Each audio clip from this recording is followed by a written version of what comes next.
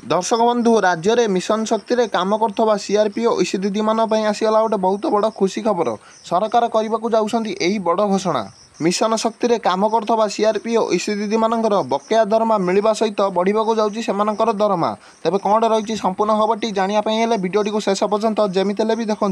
तेबे दर्शक बंधु आपण मैंने तो सब जानी जे मिशन शक्ति रे काम कर सीआरपी और ईसी दीदी मैंने किछि दिन तले राजधानी रे आंदोलन करते कि सेमानकर बकेया दरमा सरकार तांको दियंतु एवं सेमानकर दरमार वृद्धि करंतु एवं सेमाननको स्थायी नियुक्ति दबा सह सेमाननको तांकर उचित पारिश्रमिक मूल्य दिया जाऊ से नहीं सेमाने भुवनेश्वर आंदोलन करथिले।